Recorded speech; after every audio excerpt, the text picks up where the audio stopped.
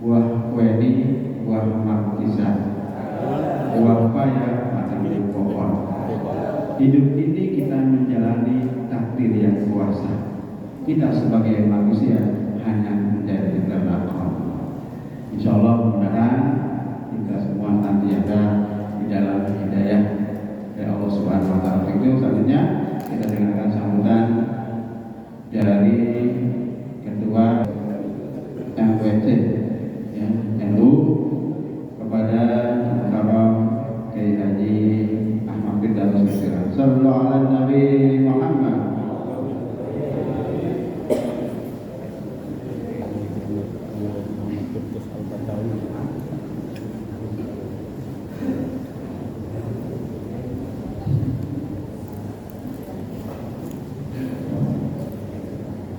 Assalamualaikum warahmatullahi wabarakatuh.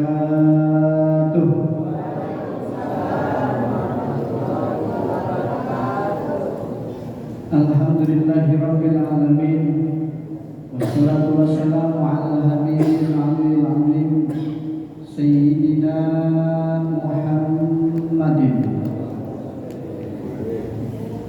al-hadi ila siratal mustaqim wa ala alihi wa sahbihi ajma'in.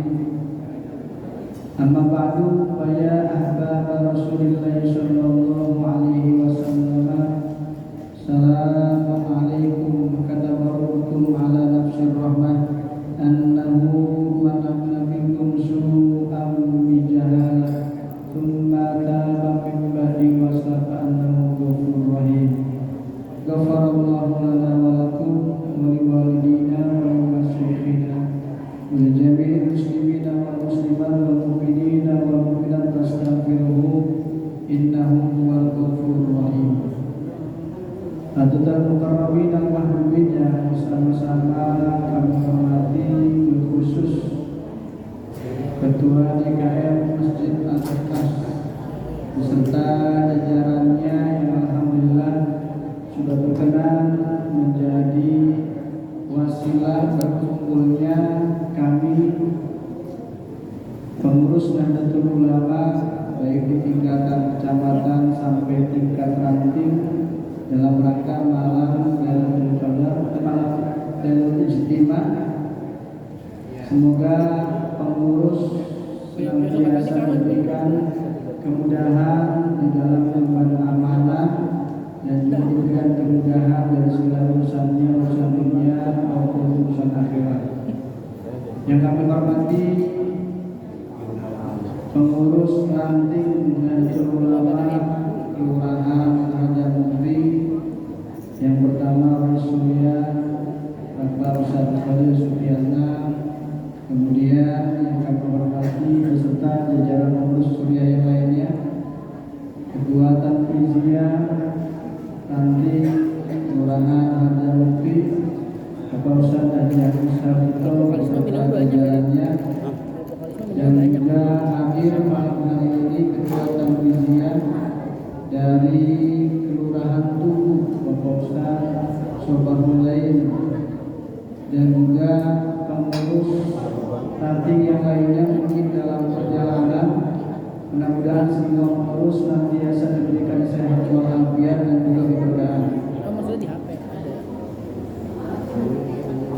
Dan yang kami hormati Ketua RW 06 dan juga mungkin Ketua RT, para tokoh masyarakat yang hadir pada malam hari ini, hadir dan hadirat, yang mudah-mudahan semuanya berkumpulnya kita di tempat yang mulia ini mendapatkan keberkahan rahmat Allah Subhanahu wa Ta'ala. Amin ya rabbal alamin.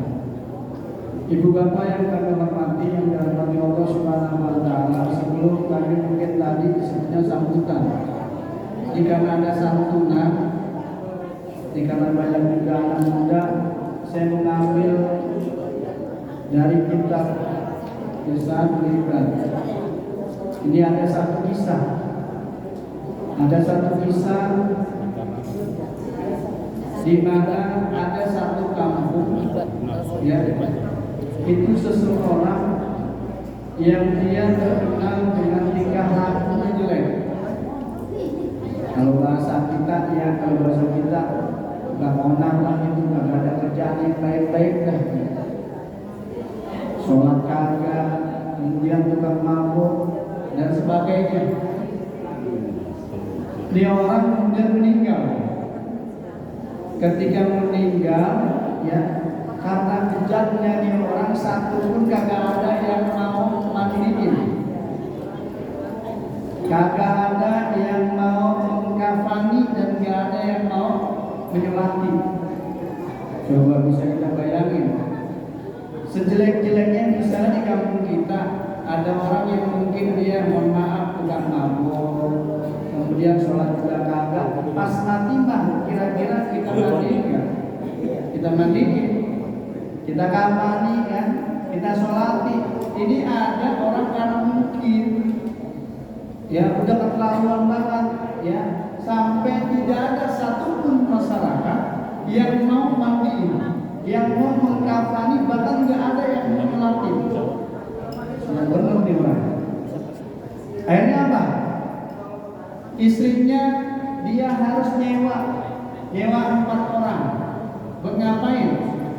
Buat mandiin, ngapain. Kemudian kan kalau diangkat kan pakai keranda, nggak mungkin 3 orang, makanya yang disewa 4 orang. Kalau 3 orang bagaimana? Jomplang, apalagi 2 misalnya, berapa lagi? Makanya 4, ya, 4 orang. Selesai dimandikan, kemudian dikafani. Setelah dikafani, kemudian dimasukin keranda lah, ya, dimasukin keranda, kemudian disolati. Setelah disolati ini masyarakat gak ada yang mau datang, ya. Tapi ada seorang ulama di gunung, dia harus turun. Dia turun kemudian menghampiri tadi orang yang tadi mati, yang terkenal akhlaknya jelek, gak mabuk dan sebagainya, ya. Dia datang kemudian dia sholatin tuh mayit. Nah, kabar ini kemudian terdengar oleh masyarakat. Ada kiai gede nih, kok nyolatin si pulang? Kan pulang orang brengsek. Pak, masyarakat ikut semuanya nyolatin. Udah disolatin dah tuh. Kemudian apa? Ini masyarakat ya terheran-heran, nanya kan sama guru besar, kiai, mohon maaf, ini kan pulang kan emang akhlaknya kan bagus, kerjaannya ya tidak mabuk dan sebagainya. Kok kiai sampai mau turun gunung, ya, menyolati, sedangkannya itu ogah. Apa jawab kiai? Wahai masyarakat, semalam saya mimpi. Ketika mimpi, kemudian ada suara yang membisikkan kepada diri saya, ya Abdullah, irji ila fulan bin fulan wasalli. Wahai hamba Allah, nanti kamu, ya, idhab, pergilah ke fulan bin fulan, kemudian sholatin tuh dia. Ya, saya datang nih, saya sholat. Terus gara-gara apa, kiai? Itu dia, saya juga nggak tahu. Kalau kita pada nanya anak juga nggak tahu nih. Kalau gitu yuk sama-sama kita tanya dirinya. Ya, dia dipanggil pulang, dipanggil. Neng, sini neng. Ada apa kiai? Ini pada nanya nih, suami ente punya akhlak, ya, punya amalan apa? Kok sampai saya mimpi semalam saya sudah nyolatin nih suami ente. Padahal masyarakat tahu di sini suami ente telah mabuk dan akhlaknya tidak bagus.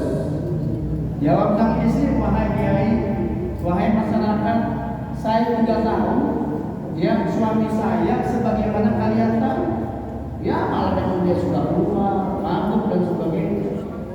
Kata kiainya, coba kamu ingat-ingat, gak mungkin suami kamu gak punya amalan, gak punya ibadah yang bikin Allah ridho, yang bikin Allah senang. Coba ingat-ingat dah. Ingat-ingat Pak, apaan ya kira-kira? Suami saya mau tiap malam nyuyuran ya. Kalau di sini kan kadang ya kali ya, ada yang ke pos kambing, ada yang ke tempat pemancingan, ada kan ya, kali 5 kali kan, ya. Kemudian ingat-ingat tuh sama istrinya, wah ingat dia, kiai, ada apa? Saya ingat ini, suami saya emang baru keluar, ya, Cuma ada yang dia kerjain. Ketika menjelang subuh dia sadar, ya, itu dia ganti pakaian. Pakaian yang dia buat mabuk dia lepas. Kemudian apa? Ya, dia mandi, dia wudhu. Dia wudhu, kemudian dia sholat subuh. Habis sholat subuh, kemudian ya dia balik lagi, dia ganti pakaian, balik lagi ke tempat mabuk. Kira-kira kita dapetin gini orang sekarang begitu, mabuk, sadar, berhenti karena memang waktu subuh, kemudian dia mandi, kemudian dia sholat subuh. Kira-kira ada nggak? Yang begitu? Kayaknya nggak ada, mustahil ya. Mabuk aja, udah kan begitu ya. Ini orang keren juga nih Pak. Ya, mabuk pas lempengan aja, ya dia memang sadar, kemudian dia sholat. Ini saya nggak sekarang ini ada kita nih ya, kita riset coba lihat ya. Ya, bagian tentang ini penyantun anak yatim. Apalagi kata istrinya ada yang kedua. Yang kedua dia pernah ya setelah mabuk dalam keadaan sadar dia bermunajat kepada Allah, kemudian sampai meneteskan air mata, ya Allah, ya tempat mana yang paling layak untuk aku nanti dihuni ya dari neraka jahanam. Dia udah pasrah Pak Bu. Keren nih. Dia udah pasrah, dia tahu kalau dia memang ahli maksiat, ahli neraka. Apa? Pasrah dah ya Allah, mau ditaruh di mananya silahkan dari neraka jahanam. Tapi bentuk pasrahnya itu sebetulnya dia ada penyesalan, ada takut kepada Allah Subhanahu wa Ta'ala. Jadi Pak Bu, yang mahal itu sebetulnya bukan maksiatnya kemudian tobat, bukan. Yang Allah gerakkan hati tersebut, orang tersebut dia ada takut kepada Allah Subhanahu wa Ta'ala. Karena begitu juga Pak Bu ya. Ada dalam kitab Tanbihul Qabil itu. Ya, ada orang yang dia masuk surga padahal dia tidak sedikit pun berbuat baik, bayangin. Di babnya tentang rahmat Allah yang begitu luas. Ya, karena ini orang Pak yang dia nggak pernah berbuat baik, sekalipun masuk surga gara-gara ketika dia mau mati, dia wasiat sama anaknya, kalau bapak nanti mati, ya tolong jasad bapak dibakar. Anaknya kaget juga nih, lah aku dibakar Pak, bakar. Kemudian bagi dua, yang satu taburin ke laut, yang satu di daratan. Mati juga nih orang. Ketika mati, kira-kira nih anaknya laksanain nggak wasiat begitu? Kalau zaman sekarang mungkin masih kagak kan yang bikin-bikin juga ya. Tapi karena memang ini wasiat, dibakar juga tuh bapaknya. Akhirnya dilempar di lautan, yang satu di daratan. Singkat cerita nih orang dihadapkan di hadapan Allah Subhanahu wa Ta'ala dan Allah bertanya, "Mada fa'al?" Kamu berbuat seperti itu, kenapa begitu? Ya. Mada kafa'al? Apa yang membuat kamu itu berbuat seperti itu? Kamu harus membakar dirimu. Kata orang tersebut, "Makhafatukallah, ya Rabbi, saya takut kepadamu wahai Tuhan." Nah, gara-gara takut ini, ya Allah Subhanahu wa Ta'ala ya itu mengampuni orang tersebut. Sama dari kisah yang pertama tadi, karena ada rasa takut penyesalan dia nangis. Jawab sang istri untuk yang kedua. Yang ketiga kata istrinya, "Kiai, nah ini mungkin suami saya yang di rumah kami itu nggak pernah kosong dari satu atau dua anak yatim." Nah ini hebat nih. Bahkan suami saya lebih memperdulikan, lebih memprioritaskan anak yatim dibanding anaknya sendiri. Kata kiai yang masyarakat, boleh jadi ini orang yang terlihat di masyarakat ya gak bagus, akhlak jelek, ternyata masih ada amalan yang menyebabkan Allah Subhanahu wa Ta'ala ridho dan menurunkan rahmatnya kepada orang tersebut.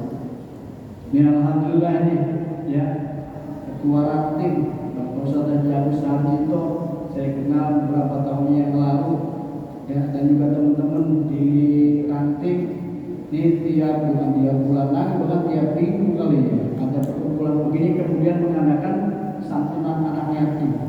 Ini luar biasa. Mudah-mudahan pengurusnya semua ini dirahmati Allah Subhanahu wa Ta'ala. Hadirin hadirat yang dirahmati Allah Subhanahu wa Ta'ala, malam hari ini ya kita berkumpul dalam rangka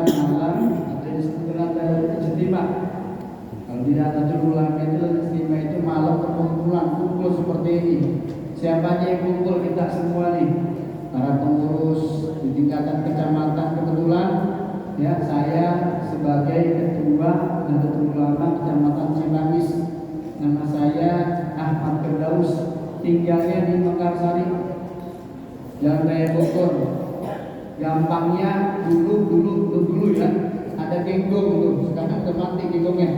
Nah di situ samping genggong, sampingnya lagi ada bubit, ada bubet. Nah bubet di situ ada rumah sakit sekarang Setia Bakti. Nah belakang itu saya di situ tinggalnya. Ya. Kemudian banyak teman-teman saya juga di pengurusan tingkat kecamatan.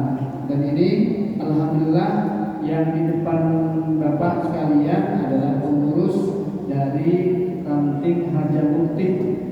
Maka malam ini sebenarnya adalah wadah untuk bisa kita silaturahmi, saling menyapa, saling kenal. Karena kalau kagak kenal katanya kagak sayang. Apalagi misalnya juga ya ada mungkin yang nggak tahu NU itu apa.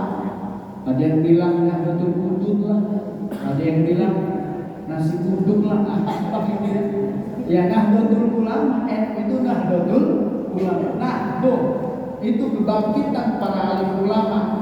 Siapa yang mendirikan? Hasan Asy'ari yang sekarang ya dinobatkan dia kemarin juga sebagai bukan hanya ulama tapi juga pejuang bangsa. Kemudian mendirikan pesantren Tebuireng, banyak urusan-urusan sana. Kemudian khidmat di Nahdlatul Ulama.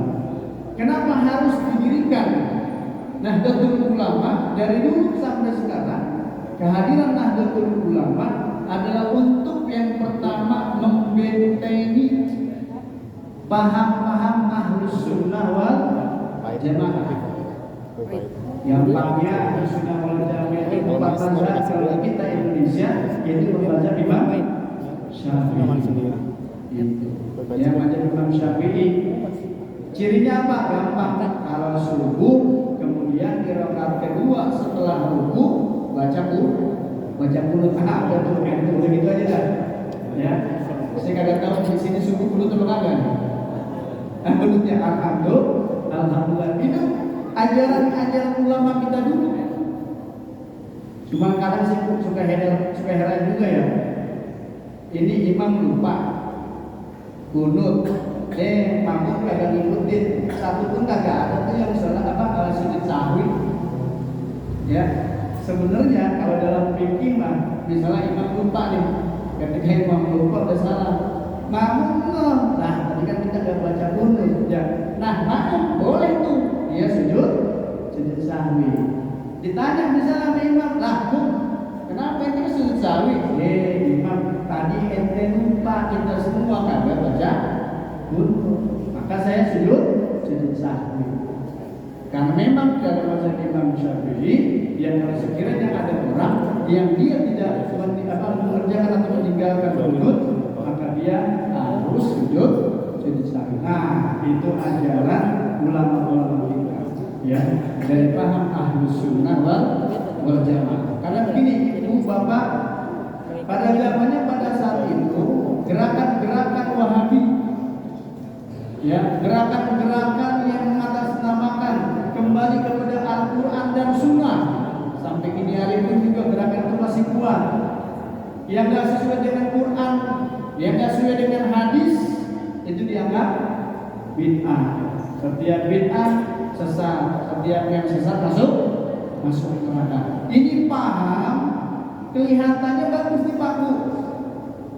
Saya ada dapat kitab Pak Bu, itu 4 jilid pegangan orang-orang Wahabi.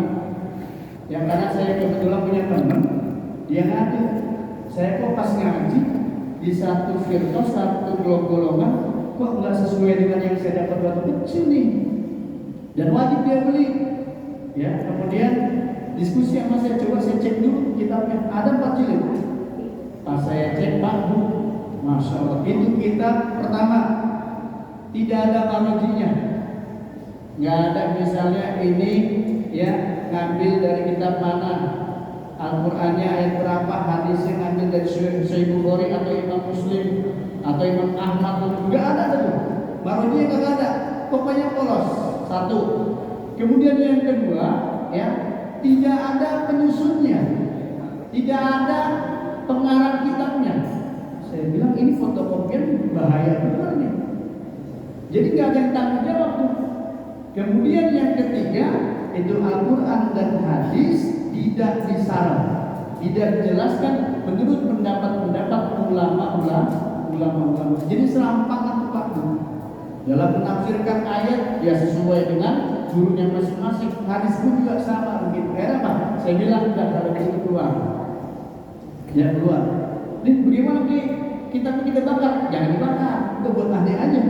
Ya lumayan nih buat referensi. Kalau nanti kalau ada debat dan sebagainya, saya bisa menghubungi. Alhamdulillah ada. Saya pernah juga ketemu dengan aliran Syiah. Ya saya ngaji setiap Sabtu subuh. Ya, di daerah Mekarsari, saya talim, kemudian saya bilang begini, kalau kita cinta sama Nabi, ya cintailah orang-orang yang dicintai oleh Nabi. Siapa? Sayyidina Abu Bakar Siddiq, Umar, Utsman, Ali. Dalam hati saya, ini pasti nanti ada yang nanya nih. Kebetulan memang ada orang Syiah, ya lulusan S2 langsung dari KUM Iran Pak. Habis talim nyamperin saya, dia nanya.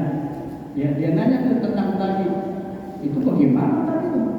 Ya, harus satu paket tuh. Kita kalau mencintai Rasul, ya cintai juga orang-orang yang dicintai Rasul. Kan antum kagak, antum melaknat Sayyidina Abu Bakar Siddiq, Umar, Utsman. Yang antum muliakan cuma Sayyidina Ali. Kalau begitu, seolah-olah antum menyalahkan Rasulullah, seolah-olah Rasulullah kagak becus milih teman. Wow, dia diam betul. Saya kasih analogi lagi.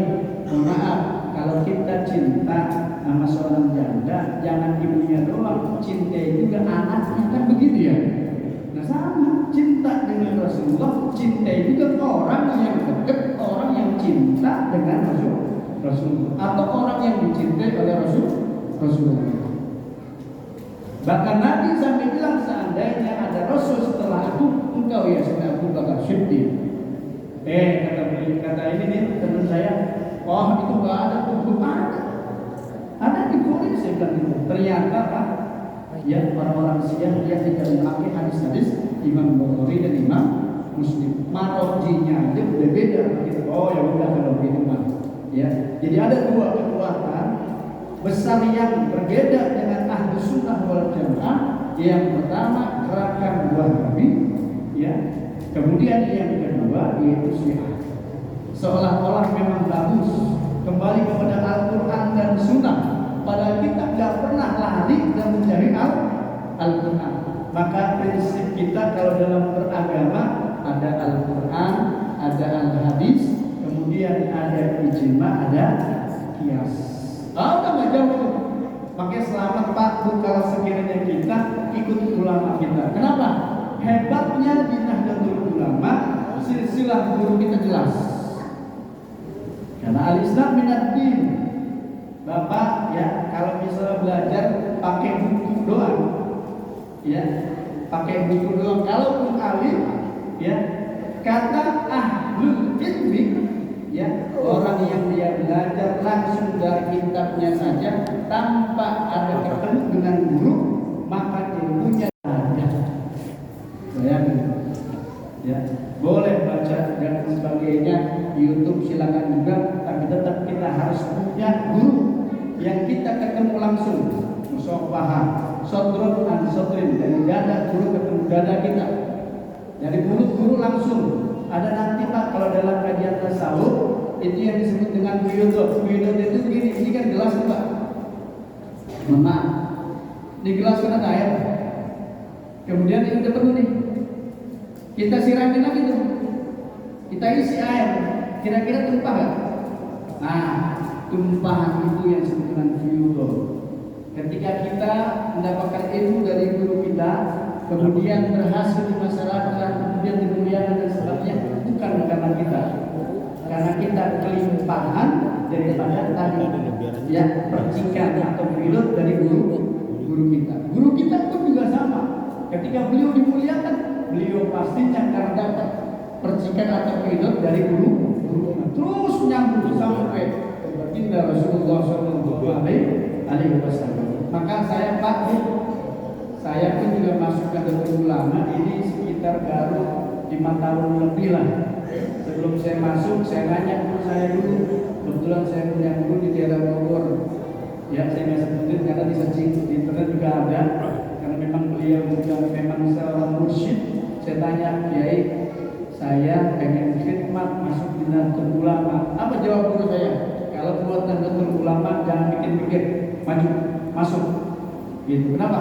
Karena guru akan, karena memang orang Sunda semuanya itu adalah dari Nahdlatul Ulama. Baik, insya Allah barokah dunia dan akhirat. Udah saya masuk juga sampai hari ini. Maka sekiranya kalau ada orang sini yang misalnya dia masih ada ragu-ragu dan sebagainya, ya coba tanya ke gurunya. Kalau mohon maaf Pak, saya harus katakan hari ini, saya pernah ditanya baru beberapa hari yang lalu. Saya harus jawab, kenapa sih RU itu kayaknya tuh suka ngajarin benci sama habaib? Kan begitu ya. Ini kan lagi rame nih. Saya jawab, nah dulu coba siapa sejarahnya yang dulu mengajarkan untuk memuliakan, untuk menghormati, untuk duduk bareng para habaib. Gus Dur, bapaknya waktu itu, ya, ibunya bahkan sering isi di kuitang. Ya, artinya apa? Bahwa yang pertama kali justru yang mempopulerkan dan yang menyuruh untuk kita memuliakan zuriyatul Rasul, ya, atau habaib di Indonesia adalah ulama-ulama Nahdlatul Ulama. Maka dulu Pak, ya mungkin Bapak bisa melihat tahun 80-an itu antara kiai-kiai Nahdlatul Ulama dan habaib itu enak duduknya bareng. Dan mereka juga satu dengan yang lainnya saling menghormati. Akhlaknya juga mulia. Saya bilang begitu. Kalau sekiranya ada gerakan-gerakan yang mungkin, ya, dianggap tidak menghormati para habaib, nah berarti dua-duanya harus saling introspeksi. Jangan-jangan kita mendapatkan fitnah di antara kita masing-masing. Ya, habaib itu juga yang punya fitnahnya sendiri, kita pun juga punya fitnah kita sendiri. Artinya sedang diuji oleh Allah Subhanahu wa Ta'ala. Karena pada prinsipnya siapapun dia, maupun habaib atau non habaib, zuriyatul Rasul ataupun non zuriyatul Rasul, yang kita lihat adalah yang pertama adab, yang kedua ilmu, yang ketiga amaliyahnya pas apakah enggak dengan ilmunya. Karena banyak orang yang berilmu enggak punya adab. Terbiru. Coba misalnya ada orang alim, atau mungkin orang soleh, alim mau soleh beda juga.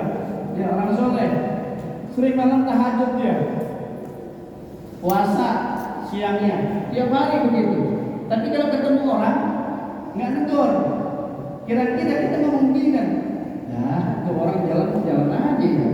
Padahal dia ahli puasa, ahli sholat malam kok bisa begini? Atau ada orang yang pulang haji, dimuliakan, ya, dia lewat rumah kita, boro-boro misi atau salam dan sebagainya, kita akan ngomong gini, Pak Haji doang salam, karena jalan kagak misi tuh. Orang pertama kali akan lihat akhlaknya. Karena kalau dalam kita tampil muktarin kan udah jelas di situ. Ya, orang yang nggak punya akhlak seolah-olah dia punya. Bahkan terakhir statementnya, orang yang nggak punya akhlak seolah-olah dia nggak punya agama. Coba bayangin, nggak punya agama. Maka lihatlah seseorang yang pertama akhlaknya. Kita harus hormat sama orang yang akhlaknya mulia. Yang kedua, kita hormati para alim ulama. Alim ulama mohon maaf, ya. Kata Syekh Nawawi Al-Bantani apa? Al-jahilu al-dunya wa ikan alim wal alimu habibullah wa ikan fasirah. Ada dalam kitab Syekh Nawawi Al-Bantani, orang bodoh itu adalah musuhnya Allah kalaupun dia ahli ibadah. Sedangkan orang alim itu adalah kekasih Allah kalaupun dia fasik.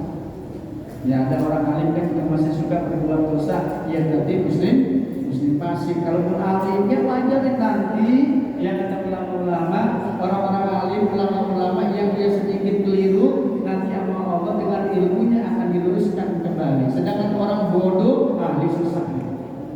Ya susah. Apalagi orang bodoh ngaku pinter, ada lebih parah lagi tuh Pak. Ya lebih parah lagi. Itu yang kedua yang harus kita muliakan. Yang pertama orang yang punya adab yang bagus, kemudian yang kedua punya ilmu. Yang terakhir adalah orang yang amalnya sesuai dengan ilmunya, dan ini yang susah. Ya sama, saya pun juga begitu. Karena nanti bagaimanapun yang saya ucapkan ini pun juga sama Pak. Nanti di hari kiamat Allah akan tanya, kamu ngomong di depan orang itu yang ngomong itu udah dipraktekin apa belum? Kan begitu. Ya, gak gampang jadi sebenarnya orang yang megang untuk ceramah atau apapun. Kenapa? Karena yang keluar dari mulutnya, ya dia akan diminta bertanggung jawab oleh Allah Subhanahu wa Ta'ala. Maka ada di dalam kitab yang lain, nanti yaumul kiamat. Ini sebenarnya buat orang yang suka memprovokasi atau yang sedang provokator. Yaumul kiamat nanti anggota tubuh yang paling sadis, yang paling berat untuk menerima azab Allah adalah mulut. Sampai mulut protes sama Allah Subhanahu wa Ta'ala. Ya Allah, kenapa saya harus disiksa, diazab sebegitu besar, sebegitu berat dibanding anggota tubuh yang lain? Tangan gagal, kaki gagal, kepala dan sebagainya. Kenapa harus saya? Kata lisan. Kata Allah Subhanahu wa Ta'ala, karena darimu keluar kata-kata yang menyebabkan ya satu dengan yang lainnya itu melakukan pertumpahan darah.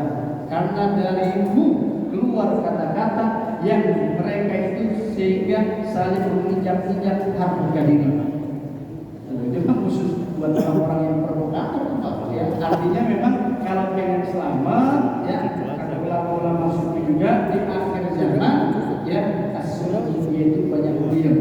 Bahkan Nabi bilang, ya ada amalan yang lebih mulia dari sholat sunnah, dari zakat, ya dari puasa, kemudian dari sedekah dan sebagainya. Bahkan haji itu sendiri. Apa as-sunnah yaitu diam. Diam di sini lebih baik ketika kita diam dibandingkan kemudian kita keluar, kemudian kata-kata itu justru malah memfitnah dan sebagainya. Hadirin hadirat yang dirahmati Allah Subhanahu wa Ta'ala. Nah, inilah ajaran-ajaran ulama-ulama kita ya yang beralihkan ahlus sunnah wal jamaah. Karena bagaimanapun ulama-ulama kita mengedepankan bagaimana ukhuwah Islamiyah kita tetap utuh. Ada ukhuwah watoniyah, ada ukhuwah basyariyah. Ukhuwah Islamiyah, nah kita ada nih sama muslim, ya. Tapi memang susah sih Pak ya. Kita jangan kena yang tidak paham atau tidak aliran. Kita masih sama aliran ini suka ini ya hati ya. Suka apa ya? Ada salah nilai dikit aja. Ada ulama sufi mah, ya biasanya sholat malam tuh pokoknya lancar. Satu ketika beliau nggak bisa sholat malam 40 malam. Nggak bisa sholat malam, sholat tahajud 40 malam. Kemudian apa? Beliau introspeksi diri, istighfar, ketemu kesalahan. Ditanya sama dia, kenapa engkau? Katanya nggak bisa sholat malam selama 40 malam.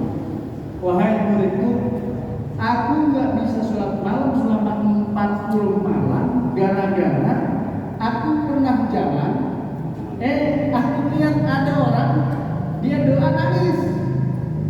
Pas lagi nangis, hatiku ngomong gini, ria gitu, ria. Gara-gara itu, ya Allah menghukumku, ya tidak bisa bangun selama 40 malam. Ini kan urusan hati, Pak. Padahal kagak diucapkan hati orang. Karena mungkin sudah sangat dekat dengan Allah Subhanahu wa Ta'ala. Sedikit saja salah dalam hati, Allah hukum. Dia tidak bisa sholat malam. Nah itu Pak, memang agak susah juga untuk menjaga hati. Tapi bagaimanapun sekiranya kalau kita lihat ada yang beda, ya tinggal bagaimana kita mengukur dengan ilmu kita dan dengan akhlak kita. Karena kalau seperti itu, ya yang jelas kita kalau tidak, ya jangan sampai kita menzulim orang lain. Kalau saya suka bilang ke murid-murid saya, kalau kita nggak bisa menyenangkan orang lain, nggak bisa membantu orang lain, minimal jangan menyakiti menyakiti anak-anak nih yang masih muda, yang masih kecil-kecil, sama orang tua masih hidup, ya. Kalau nggak bisa ngebantuin orang tua, nggak bisa jadi orang tua, minimal jangan bikin kecewa orang tua. Kenapa? Manusia keramat nggak ada lagi dan kecuali orang tua. Dan ngerasain kalau orang tua udah kagak ada. Kita juga demikian Pak. Saya tutup mungkin, saya tutup. Ada seorang kiai, ya, sekarang jadi lokasi derajat yang mulia Pak.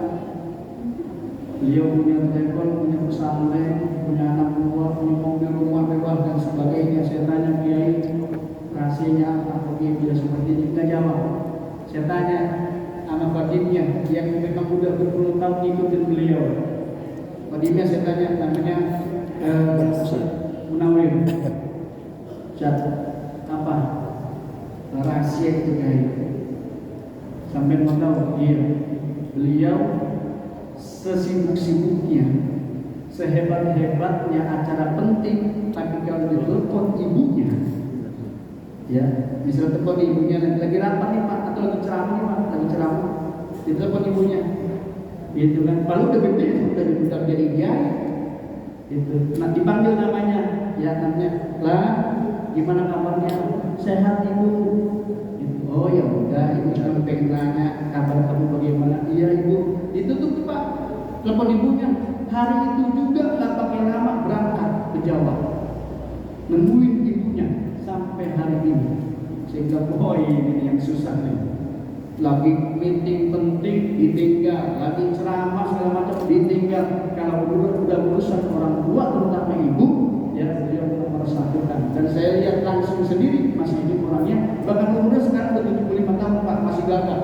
Saya bilang penting orang dapat keberkahan dari orang tua. Itu saja mungkin yang bisa disampaikan. Mudah-mudahan barokah dan mudah-mudahan kita semua mendapatkan taufik hidayah dan juga pertolongan dari Allah Subhanahu wa taala. Jadi kita minta Allah berikan kita keselamatan dan juga kebahagiaan di dunia wal akhirah. Al-Fatihah.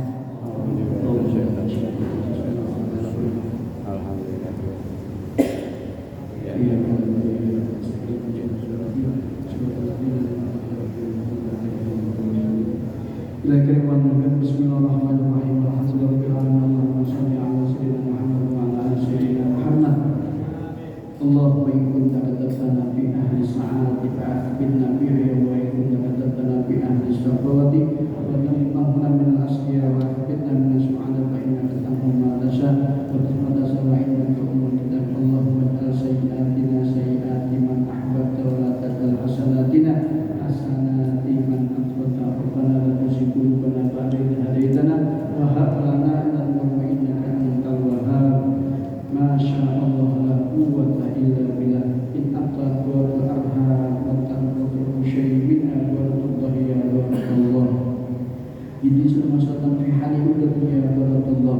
Ada tilatu wa ja'u wa la tunjiru wa kafabillahi wa li kafabillahi subhanahu wa ni'mal wakil wa la hawla wa la quwwata illa billahil aliyyil azim. Salamun ala nuhin fil alamin istajib lana amin. Rabbana taqabbal minna innaka sami'ud du'a wa tub alaina innaka antat tawwabur rahim. Wa sallallahu ala sayyidina Muhammadin nabiyyi wa ala alihi wa sahbihi wa sallam. Subhana rabbika rabbil izzati amma yasifun wa salamun alal mursalin walhamdulillahi rabbil alamin. Terima kasih atas segala perhatiannya dan mohon maaf apabila ada kekurangan. Ini sudah mustaqim. Wallahu muwaffiq ila aqwamit. Assalamualaikum warahmatullahi wabarakatuh. Alhamdulillah sudah acara dengan acara yang selesai. Saya bersama pengacara sekali untuk memaafkan suaranya. Assalamualaikum warahmatullahi wabarakatuh. Subhanallah.